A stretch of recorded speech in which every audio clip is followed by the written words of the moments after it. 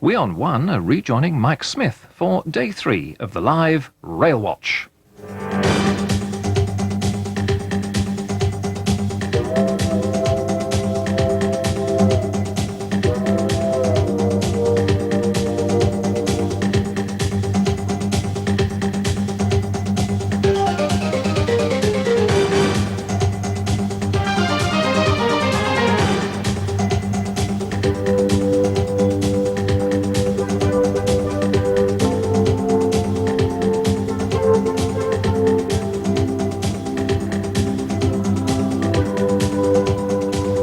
It's day 3 of BBC Railwatch, the programme where we take you behind the scenes of good old British Rail.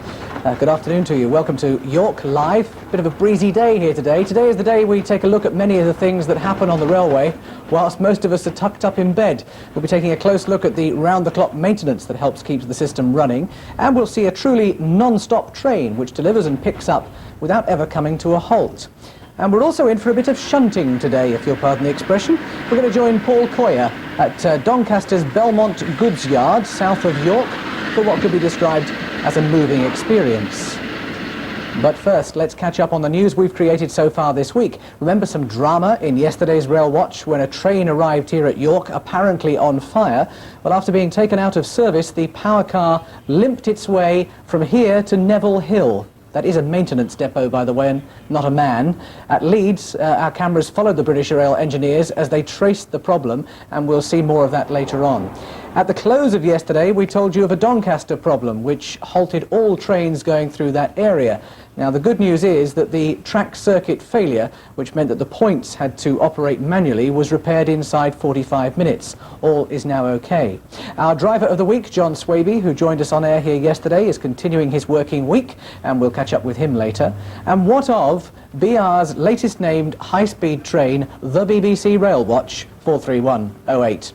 Well, I have to tell you that not all has gone according to plan in the last 24 hours. We're going to go live now to Rob Curling, who's in regional control here in York. He is in charge of everything, including finding out what the heck has happened to our train. What went wrong with it? Well, Mike, it was running the 8:23 service this morning from Harrogate to King's Cross, where it arrived 40 minutes late because of a defective battery charger. Now, we can see it here passing through Doncaster at about 10 o'clock this morning. Our own BBC Railwatch car is there at the back of the train. It's been completely shut down. That's not running any power there, so it's just providing the train with a 70-ton dead weight. So that has slowed the train down quite dramatically, which meant that it arrived late at King's Cross. There was a travelling inspector on board. He wasn't able to fix it because there were no spares available en route. So the HST controller here has arranged for a replacement part to be taken from Bounds Green to be fitted at King's Cross. That has been fitted, but because of the extra turnaround, our train wasn't able to do its scheduled return run, which was the 12:30 Newcastle to 12:30 to Newcastle. Another train was put on for that. Our train has now just formed the 1400, the 2 o'clock from King's Cross to Edinburgh. It has left 6 minutes late because of a crewing problem, and as we speak, it's just heading towards Potter's Bar. We'll check up on its schedule at the end of the programme. There's been a line-side fire about 3 or 4 miles south of here at York. That has just been extinguished, but that has caused delays from trains. And there was a problem with a postal train overnight, which means if you are in London expecting some post from Scotland or from the north of England, it's probably waiting on a siding at Peterborough at the moment. All sorts of problems occurring here at the moment, Mike. Yeah, I mean, a crewing problem and no spares available for the train en route. That's a bit rough, isn't it? It is a bit rough, Mike. As well as train problems, we've had 50 sheep on the line earlier on this morning, but they've now been cleared. Bar. When most people are asleep and don't want to travel is when the railway, which never sleeps, finds the time to move all the things that there isn't room for on the network. 24-hour-a-day service, British Rail, and the freight trains tend to take over at night time. Paul Coyer is at Belmont Goods Yard now. Paul. Thanks, Mike. This is the area freight centre, and in a series of shifts, there'll be 5 clerks, there'll be a shift leader and a traffic controller who will keep tabs on up to, say, about 2,000 wagons per day. Now, with me here is Bob Beswick, the area traffic supervisor. 2,000 wagons, Bob, going through this area. How many specifically in your yard here? About 750 in the 24 hours. And we should stress there are actually 2 yards here, one an up, one a down. An up, down and a down yard, yes. Okay. Now, these clerks on their computer will issue this bit of paper that we have in front of us here. This is basically the description of a specific freight train. It then goes down to the charge man downstairs. What does he do with it? Well, we term it a shunt list, and the chargeman will get it downstairs and look at it, and he'll look at the destination number, which is a 5-digit number. And from those numbers, he knows where he wants the traffic. So you're pointing at 89 as the prefix Yes. for those 5 numbers. 289, so where is that roughly? That's Dover. You see, the railway network split into 89 tops areas. 01 starts at the north of Scotland, down to 89 at the south of England. So all these having the prefix 77 will all be going to the same area then? That's it. Cardiff, in actual fact, those. Okay, so he's basically slotted this off. He said that this has to go into road number 5. That's correct. Just coming up here, TF means? Transfer road. That's the road that takes the wagons from the up yard to the down yard and vice versa. And this is going into 5. That's correct. Okay, well, of course, the bulk of your work is done at night time. And last night we took our cameras into your yard and we filmed basically the hard work that was going on. Talk me through it. Fair enough, yes. So here we are. We're last night, what, about 6 o'clock-ish? Yes, that was it, and that's a train actually coming from Scunthorpe. It's just drawn up to that stop signal there, where the driver waits for instructions. Right. The train... It's the train, sorry, I just want to stress it is the train that we've seen on the spit of paper. Yes, this is the one, 6 Dog 77. That's the one that came from Scunthorpe. Okay. And the train preparer goes up, holding the sheet of paper in his hand. He first of all uncouples the engine, giving the driver disposal instructions, and then he'll walk along the train, verifying that the actual wagons on the train correspond with these on the list. And then, when that's all in order, he'll come back to the chargeman, and the next move is then to shunt the train. Okay, now that's the tanker on the end. That's the one that was down the bottom of our That's list, just down here. Now that's been put aside into line because it's not needed so much later. No. There we are. It's this one down here. It doesn't go way And he about... said it's 25. Yes, well, it's actually for Hull, and it doesn't go away about 5 o'clock tomorrow morning, so he's putting that out of his way. He doesn't want it in the way of the other wagons, you see. What would be in a tanker like that? It could possibly be aviation fuel, or it could be petroleum, diesel, any chemical at all. And they all have the hazard code on the outside so that we can identify them. That's, well, it looks like steel girders. So you've Yes. got fuel, you've got girders. What other sort of freight do Oh, you we take transport? everything. We've got dog food, we have sand for making glass, we also have the glass when it's been manufactured. We even take grain for whiskey, then we convey the whiskey when it's been distilled, so, you know, we do everything practically. How many guys are doing all the hard work out there, incidentally? Well, at present, believe it or not, there's just 2 who's actually shunting. And one EL will operate the points, and the other chappie, he'll actually uncouple the wagons and signal to the driver where he wants them. Okay, now you do transport a lot of coal because I know there are a lot of power stations that you service around here, yeah? That's correct, yes. How many tons roughly in the course of a week would pass through this area? Oh, I should say 300,000 or 400,000 tons. Oh, that is an awful lot. So this is now, if we go back to our list, this series of wagons here, prefixed with the 77, this is the ones that are bound Yes. for the south of Wales, right? And they're Yes. all going into, if we come across here, TF, which you said The was... transfer road. The transfer road. So let's see them just going into the transfer Transfer road road. now. There they are, the shunt is now leaving. It's got 1 more, hasn't it, or 2 more wagons to Yes. drop off after this. That's correct. It's going through. But those in the transfer, he'll leave those 2 then on the shunter, and he'll bring those into 5 road on top of that town. Transfers there, obviously that's not English, so where is No. this one going? This is obviously from That's abroad. going to Spain, that one. So it'll go down to Dover, then to be accepted on the ferry over to Dunkirk, and eventually make its way to Spain. What about with the Channel Tunnel coming up in the future? Is that going to affect your business? Well, it will do in a great way. It's already affected in a certain manner because we're getting the steel going for the construction of it. Already? Yes, we do get steel going down there. And of course, when the tunnel is open, we will be handling extra traffic. So there we are, the end of our train as we just on the docket, and the last wagon is now going into the shunt. So Bob, that goes on all week round, does it? Yes, except for Saturdays, Sundays, but all the week, yes. Okay, well Bob, thank you very much indeed. Now, a little bit of an explanation as to what happens. If you join us again later in today's Rail Watch, we'll try and keep tabs on those engines, find out where they're standing just now. Mike. Thanks, Paul, with the shunters there. No sign of the wheel tappers yet, though.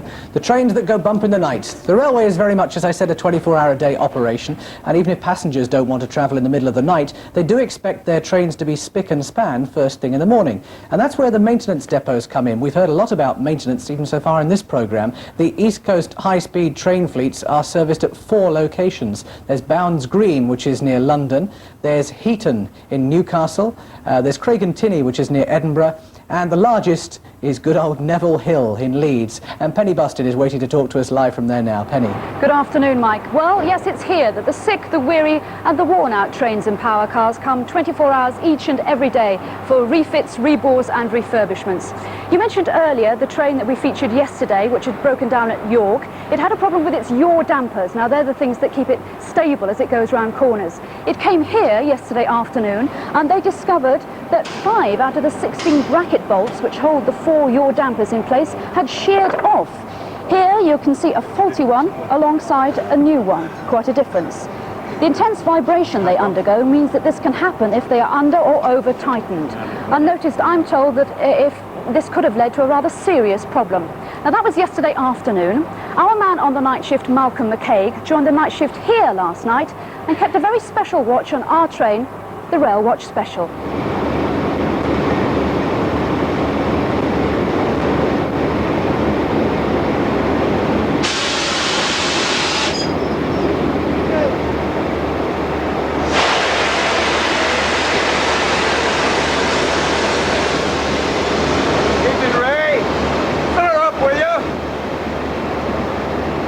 Just over £300,000 a set, and a sum not unadjacent to £4 million for a complete train. An intercity HST isn't the sort of thing you can afford to have hanging around in a siding just in case you ever need a spare. Trains like these run up a phenomenal mileage during the week. British Rail reckon to have 92% of their whole fleet scheduled in for service every working day. That's an enormous servicing task. Here at Neville Hill, they look after half the East Coast Main Line's intercity fleet every 2 days. That's 13 HSTs a night on top of their own local traffic. Tonight they've got 18 of those. This is our own Railwatch train, and she's been working the East Coast Main Line for 10 years now. So tonight she's in for her 2.25 million mile service.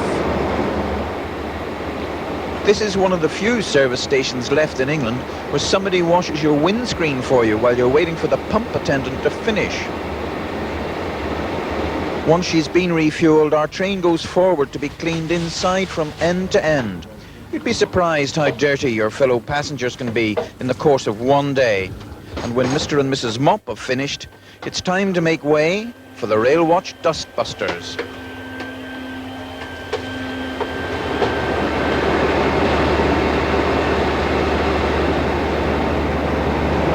Ray, how much did she take? 3,216 litres. Oh, to take plastic? Sorry, Casio. Yorkshireman. Just moving the trains around is an art in itself. Senior Operations Officer Tony Wright uses a schematic of the miles of siding to plan his move in this nightly game of railway chess. Give it some power before it snaps. Now, do I have to lean out the window and put in a token as we go in here, Frank? No, it's all free, isn't it?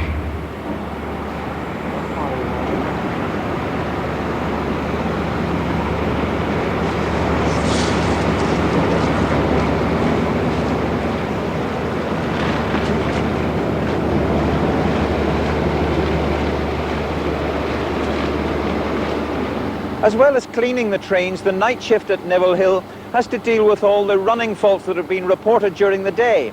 So tonight we've got the Yorkshire Pullman pulled in with a fire bell that rings when there's no fire, and the master cutler here reported to be passing oil. Nasty, that. We've also got the mysterious case of a buffet car that bounces when it really ought to glide.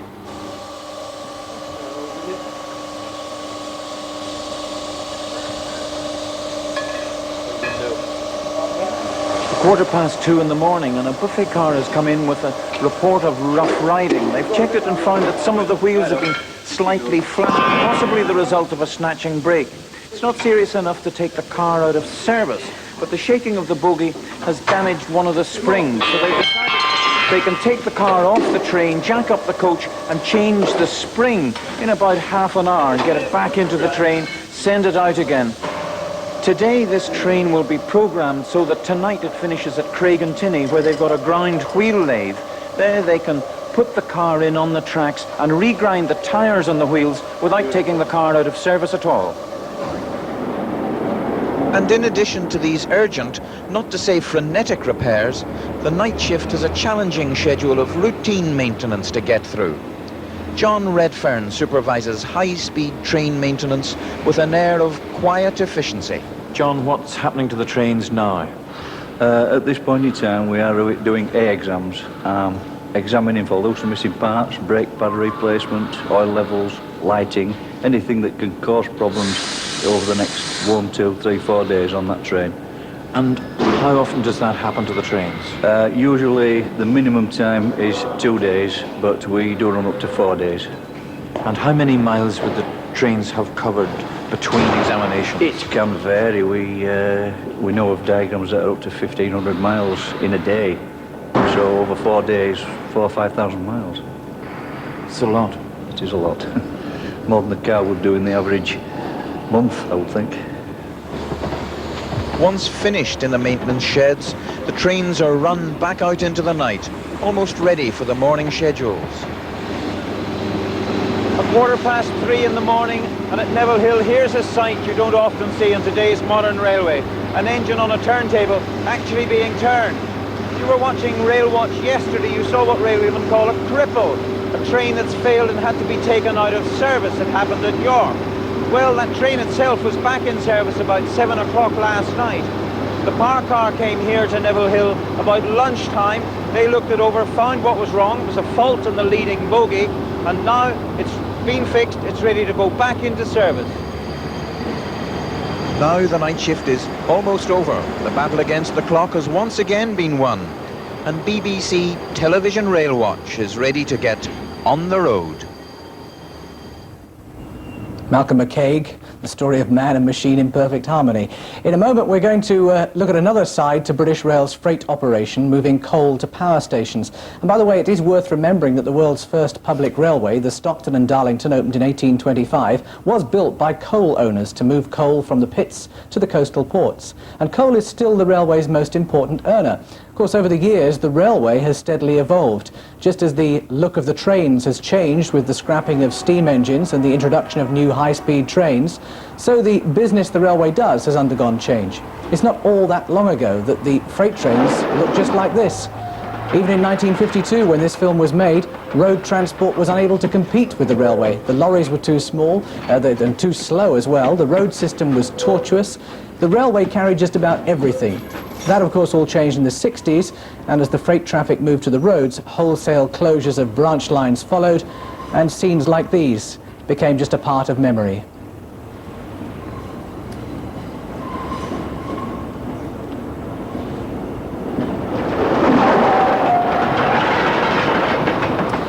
Well, nowadays, to compete successfully with the road transport business, the freight sectors of British Rail have had to concentrate on bulk loads, often whole train loads, and so far as possible, long hauls. To do this, some remarkable innovations took place in equipment and operation. One of them quickly became known by the intriguing name merry-go-round.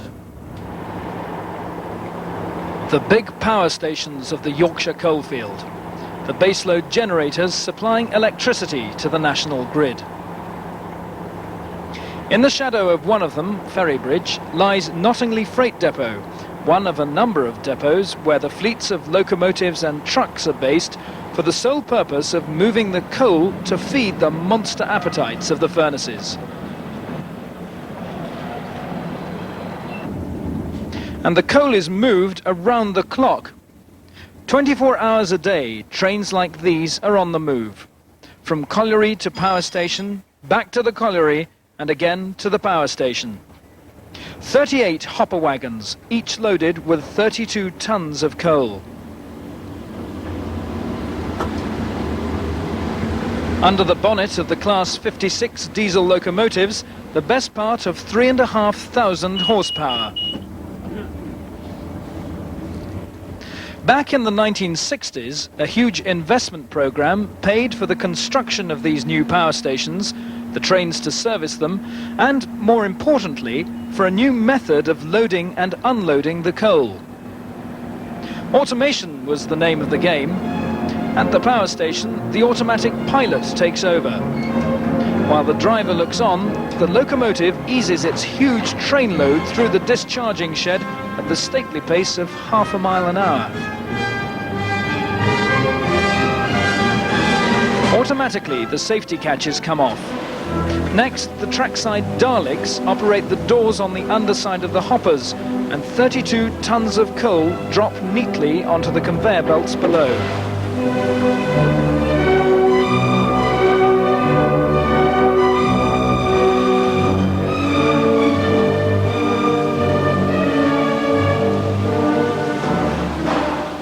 Some of the coal is always stockpiled.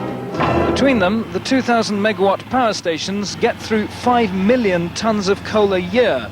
And especially in wintertime, it's only good housekeeping to keep a little by in case there's a cold snap.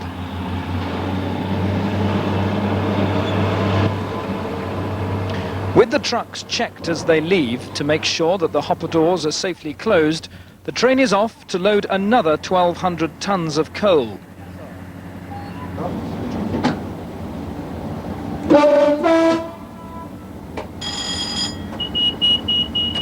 These are the coal trains that never stop. They call them merry-go-rounds. And keeping them on the move is a job for the depots like Nottingley.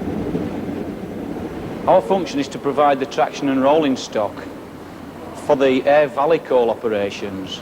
This involves about 22 locomotives, of which we're required to do about 18 or so service checks around the 24-hour period.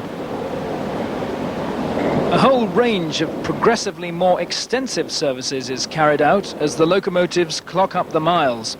But they frequently come in for routine underbody checks, fueling and watering.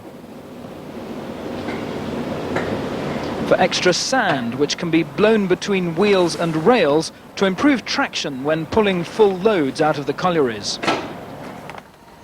The hopper wagons are also maintained here, checked regularly for common problems such as brake lining wear and wheel profile irregularities.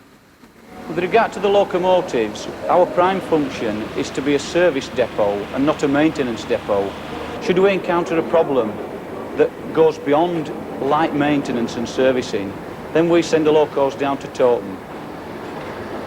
The main problems we get with hopper wagons is the door gear and the safety catches, which tend to seize up due to the large amounts of coal that is always flowing over them, and the rain that's thrown up by the wheels onto the safety catch bearings.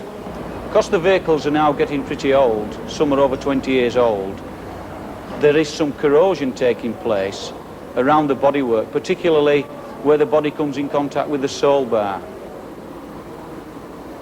The depot is running nearly 365 days a year. A small shutdown at Christmas. This is due to the colliery holidays, but the demand for coal is at a peak during the winter period, when we're required to move in the region of 500,000 tonnes of coal per week.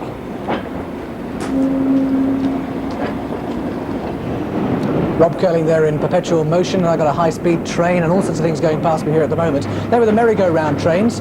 Other train load business carries aggregates, sand and ballast for building. There's oil, there's china clay, other commodities needed in bulk. Earlier on we saw at Belmont Goods Yard some ferry wagons, the freight vans that run direct to destinations on the continent. Well, this is how they cross the channel, on board the train ferry Nord-Pas-de-Calais. It's a joint venture between BR's Rail Freight International and the French railway SNCF. She's a new ship, the latest and largest in a series of ferries that have plied the Dover-Dunkirk route since the 30s. It is 17 years now since the passenger service the Golden Arrow last ran, and the service is now purely a freight one. She makes 3 round trips a day, which will be 4 when the demand grows, and carrying complete train loads on 4 tracks on the train deck. Wagons which are carrying hazardous substances, typically chemical feedstocks which may be inflammable or corrosive, can be isolated from the main group of vehicles by special doors. British Rail sees a future for that service even after the Channel Tunnel opens. Well, back on dry land now, let's take a look at another of the new methods of moving freight that have come into general use over the last 20 years or so.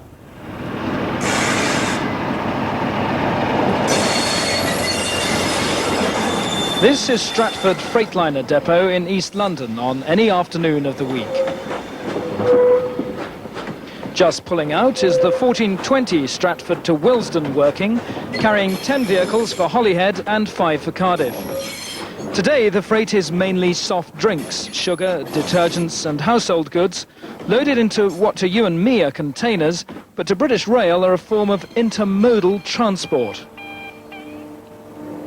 Either way, it means that you put your goods into a standard-sized metal box, take it by road to the terminal, and put it onto a train which then takes it the major part of the journey. At the other end, the process is reversed, and the container comes off the train to complete its journey by lorry. Stratford has 2 of these massive cranes to make the switch from rail vehicle to road vehicle in just a few minutes. The operation is slick enough to allow you to deliver your consignment here anything up to half an hour before the train leaves. Our particular business here is dealing and handling with containers. Containers dealing with goods which emanate from the southeast of England, but also acting as a hub centre for containers which move in from Felixstowe and Tilbury, the near ports. Felixstowe dealing mainly with the Far East and deep sea business moving into the UK, Tilbury dealing with the Australasia trade. We also have business coming in on a regular basis through from Europe. As a depot activity, we actually handle something in the region of about 500 containers in a 24-hour period. And that's dealt with services going out, scheduled rail services, approximately 25 in a 24-hour period, going to different destinations throughout the UK, going as far apart as Scotland, down to Bristol, and also direct services through to Ireland, as you saw the train going out and departing earlier on today. It's an effective way of shipping your goods from door to door across long distances. And when the Channel Tunnel opens, everybody expects that more freight, much of it in containers like these, will be moved to and from Europe by rail. John Williams is optimistic about the service he'll then be able to offer his customers. The sort of transit time that we would look certainly from the southeast of England would be moving to Paris within about 12 hours. Now that's the sort of area, the sort of speed of movement that we anticipate will take place. If we look a little bit further afield, then in fact we are hoping to actually get into northern Germany, into northern Italy, certainly within the 24-hour periods, and certainly as we carry on our discussions with the various other railway participants in Europe, hopefully to gather together the activities over there to improve the speed even further into Europe. So we see this as a very, very exciting venture, something we're all looking forward to, something we've been planning for a long time, and something we're sure will be a great hope and future for the railway industry. Well, here in York Regional Control, it's the job of the locomotive and freight controllers to oversee the freight operation, be it freight liners, coal trains, oil trains, whatever, any freight operation. And also to make sure that the diesel locomotives to haul those trains are kept running. Now, over on the other side of the room, of course, is the HST maintenance controller, whose job it is to make sure that the high-speed passenger train fleet are kept on the move. To do this, he sends them away for repairs and general maintenance to the depot that we've been talking about today at Neville Hill. And down there with more information is Penny Bustin. The day shift here at Neville Hill concentrates on heavy-duty planned maintenance. A power car will come in here once every 54 days, a coach once every 35 days. Everything is checked, from the brakes to the air conditioning. They even get down to shampooing the carpets. They can tackle 2 complete sets at any one time, and the average complete service takes 2 to 3 days. Elsewhere in the works, they tackle up to 10 power cars every day, which have developed major faults or need new parts. Everything seems to be large scale. Today's work included 4 leaking engines, a duff radiator unit, power unit problems, all done as fast as possible by 430 staff. Here in the depot stores, they've got over 9,000 items. They could refit just about any train you care to mention. Curtains, first-class department, seat covers, a chair for the driver, a window, very necessary after Monday's incident. This is a brake cable, slightly bigger than your average bicycle one. Pistons, 12 of those in each power car, 24 in each high-speed train. A clock for the driver. Windscreen wipers. Every sort of nut and screw you can think of, from this little tiny one here to this enormous brute here. Annually, they spend about £13 million on spares. Every need is catered for here. They've even got two-tone horns, G-flat and E-flat for a high-speed train. No railway, of course, would be complete without a green flag, and my favourite item of all, the whistle. All aboard. Meanwhile, back downstairs in the back fitting room where all the heavy work takes place, Colin, tell me, is this an average sort of day for your men? Yeah, it's about average. We would normally expect 10 power cars, but today we've got 8 because 2 are away under major repairs in the main works. If we have any more than 10, it means that somebody else is suffering, or it means that we may be cancelling the train. We saw what looked like a rather complicated exercise earlier with some bogies. Does that take place regularly? Well, it's a routine practice for us. We change the bogies every 2.5 years. We'd expect that to have done somewhere in the region of 450,000 miles, and we would expect to change them within 24 hours. The bogies arrive when the old ones are ready for going away. And where would they have come from? Either Derby Works or Crewe, that's BREL. The engine, I mean, was just amazing. I've never seen anything that big. Well, the engine's our biggest component. It's also our most costly at approximately £80,000 per engine. We would be expected to do 65 engine changes this year, and we've done up to about 55 up to now. And how often does an engine have to be changed? Every 2 years, which once again is about every 400,000 miles, if they last that long. It needs to be changed because the engine itself is life expired. So to prevent extensive damage if it does disintegrate, we would sooner take them out before rather than later. Changing brakes, now I understood what that was all about. How often does that happen? Roughly about once a month. We will be changing brake pads. Remembering that the brake pads have got to stop the vehicle from 125 miles an hour to 0, and that takes a lot of doing. And so obviously there's a lot of wear and tear. A lot of wear and tear, a lot of heat, and the heat dissipation causes problems on the discs, because with the expansion and contraction, eventually the discs crack. Do your men specialise in any one area? No, fitters do fitting work, electricians do electricians' work, although we do have a bit of craft interchangeability at the moment. But the job does get repetitive because they're working on the same class of vehicle all the time. What's your priority? What's the thing that's at the back of your mind every day? Our priority is to get 13 trains out every morning for the public. And that means we've got to get power cars available to get those 13 trains out. And do you succeed most times? Every time.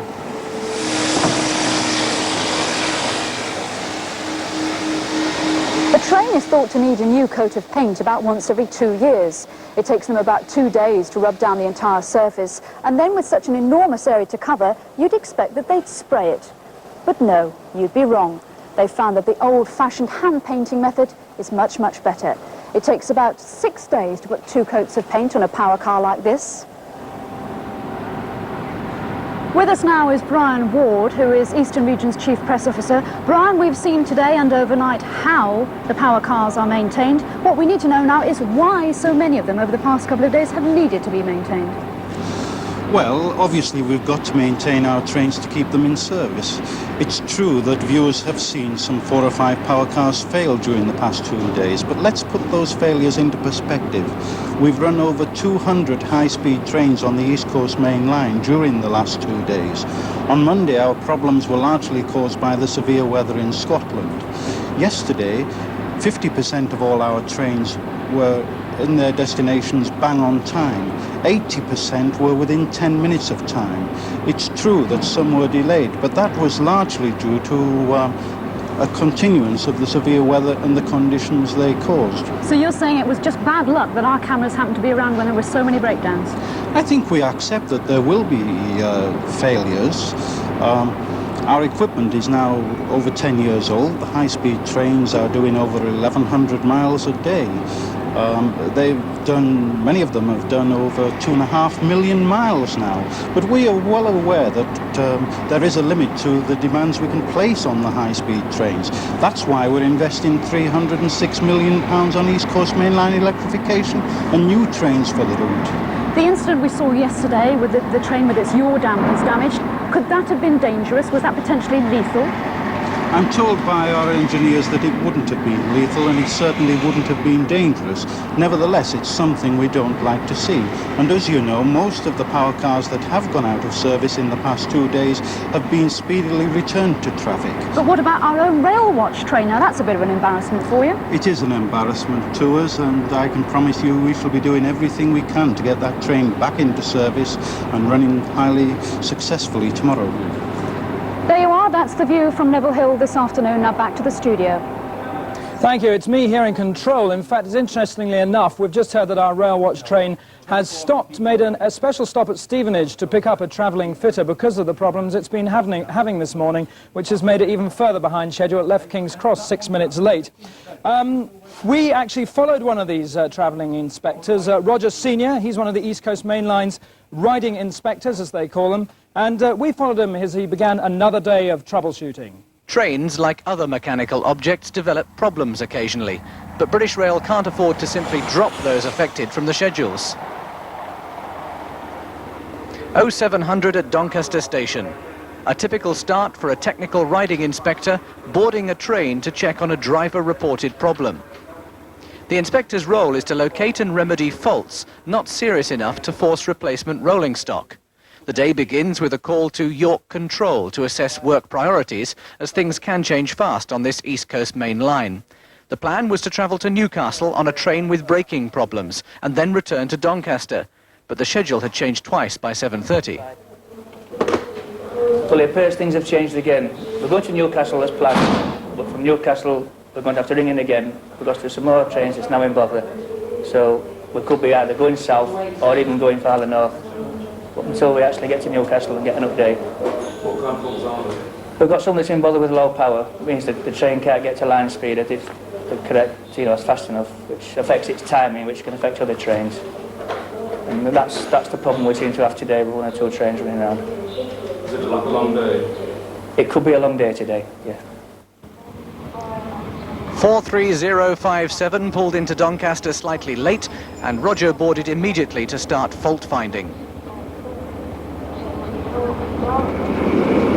The noise of 24 litres of turbocharged diesel at 125 miles an hour doesn't suggest an ideal working environment, which is why ear defenders are essential.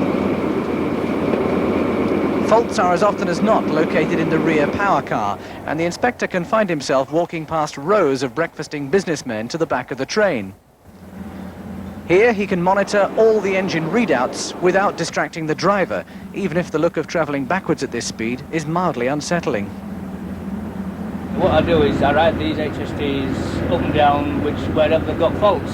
We can find out more by riding them where the faults lie than we can at a depot. You can see what's happening. You know at certain speeds you should be doing the certain amps and things like that.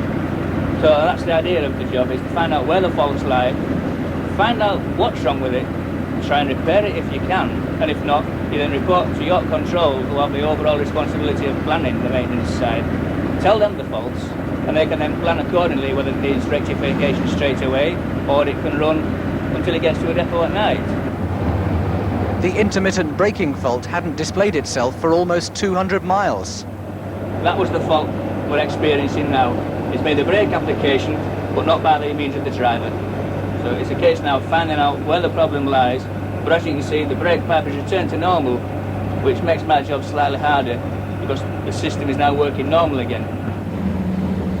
So Roger spent most of the journey with one eye on the brake pressure dial whilst he checked each of the brake relays.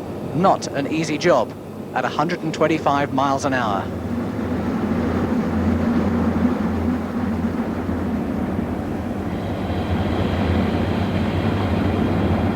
I can finish up anywhere on the East Coast Main Line by orders of York Control, who are in touch with a radio pager, which means they can get in touch with it straight away, and depending on the message of the pager, either get off the train or stop onto another destination, which means there's another train somewhere in trouble, which they want me to attend to straight away.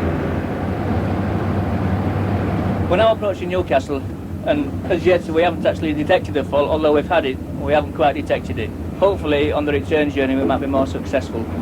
We'll wait and see. Well, the sequel to that story is that Roger Sr. stayed with the train all the way to King's Cross that day, still didn't track down that elusive intermittent brake fault. However, the next day he tried again and struck lucky. He found an electrical fault and was able to fix it without the train having to come out of service. That is a typical task, typical day for a technical riding inspector. Right, it's almost 3 o'clock, almost time for the end of the show, but let's quickly go back to Belmont Goods Yard and Paul Coyer. Paul. Thanks, Mike. Well, as I said earlier, the bulk of the work is done here at night time, but during the day we have to clear up maybe one or two of the problems from yesterday. For instance, today we had a train which arrived at Broadworth Colliery from Thorpemarsh, at the Thorpemarsh Power Station, I beg your pardon, from Broadworth Colliery. It arrived minus 18 tonnes of coal, so we've had to find it. We phoned up to the signal centre. It's not on the main line. We've tracked it down now. It's apparently at the branch line at Broadworth, and we're on our way to pick up that 18 tonnes of coal. So if you live in the area, no sneaking down there with your wheelbarrows. Freightliner train came in here. It had to be re-engined. That's rail speak for a new engine being put on, and the new engine wasn't powerful enough to take them all away from here, so we've had to arrange for the extra wagons to be taken on. Some bricks on the wagon, they fell off. One shunt too many, perhaps. We've had to call the owner of the bricks, and he's come up here to assess the damage. And another wagon, the door opened en route, and unfortunately that was due to vandalism. What were they after? Well, apparently it was filled with fertilizer. So if you're in the Immingham area, which is where it came from, we'll be checking your roses in a couple of months' time, finding out who's got the fertilizer.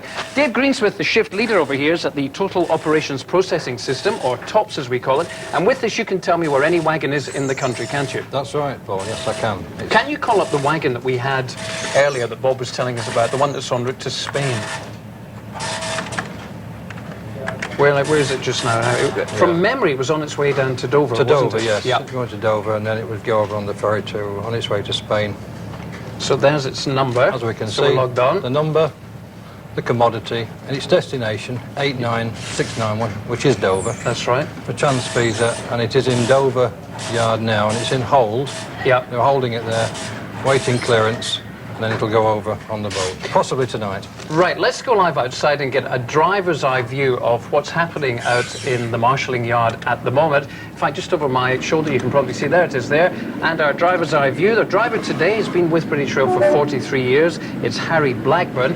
30 years of his career has been spent driving. In fact, he's one of the last of the regular steam train drivers, and he's driven the Deltics as well. Now, that wagon that he's pulling there has a brake problem. Can you call up the number of that on your top system here and find out what it's carrying?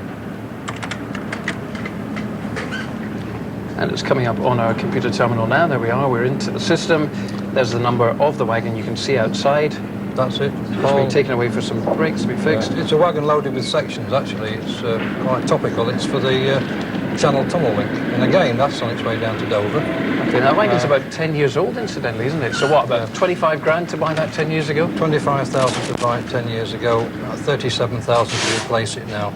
That's a lot of money. And I believe that about half of the wagons that pass through here are privately owned. Yeah, about 50%. It's an expensive business. Yeah. Thank you very much indeed. So there we are, a day in the life of a marshalling yard. Now to Yacht Control and Rob. Thanks very much, Paul. The latest on our own Railwatch train is that it's now 10 minutes behind time, just passed through Peterborough Station. Now, of course, we've been following our train throughout the week. By the time it got to King's Cross this morning, it had done something like 1,982 miles this week, so it's halfway on its way to America by now. As far as the driver's concerned, he started off driving the train, of course, on Monday. He was driving the Railwatch train. Today, he's only doing a parcels train from King's Cross up as far as Leeds, and then another driver took it on to Newcastle. John Swaby then returned to London as a passenger. By the time he gets to bed this evening, he'll have done a total of 1,120 miles.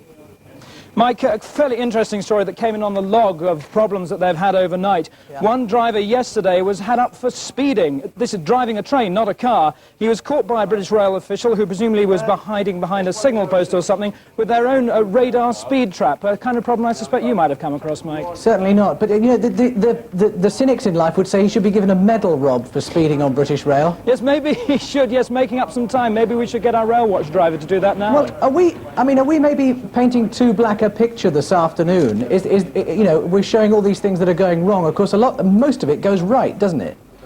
A lot of it goes right, Mike. You must remember, of course, that there's a heck of a lot of stock here, and it's being used absolutely to capacity. As one of our controllers here said, these HSTs are pretty well being flogged. They don't get much of a rest, and so these kind of technical problems are fairly common. Well, we saw that from Penny's report in Leeds, that they do have to go through a lot of maintenance. But what do you suspect is the major problem? I mean, if they bought some more trains and got some newer stock out there, wouldn't it solve it?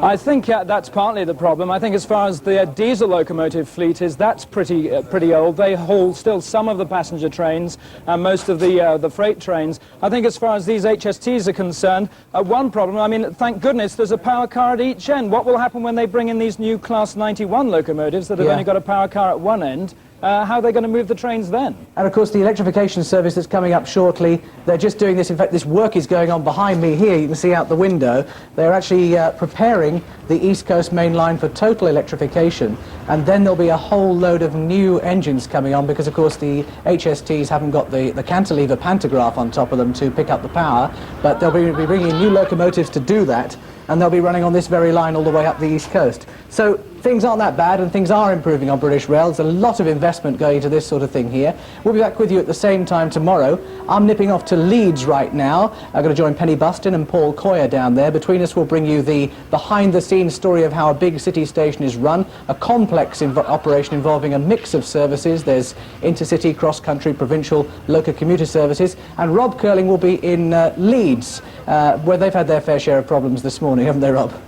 They have. I won't actually, Mike. I'll be here in York Control tomorrow. You'll be in Leeds. But they have had problems this morning. There were 60 arrivals in 1 hour at Leeds, but 2 locomotives then broke down, which meant they had to make 12 platform changes at that point. So they've had a pretty hectic morning. Yes, you're right.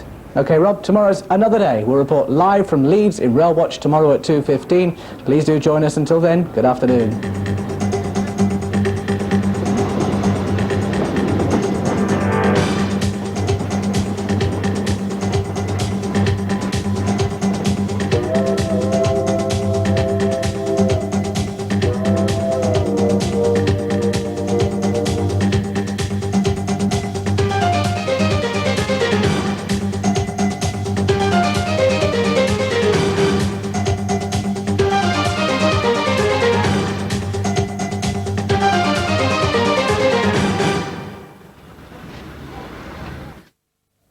Radio 2 this evening will be celebrating the Settle to Carlisle Railway in words and music. They'll be running down the line at 8:30 this evening on Radio 2 FM. BBC 2 is off to Crufts 89 in a few moments, where some 14,000 dogs are pursuing the world's most coveted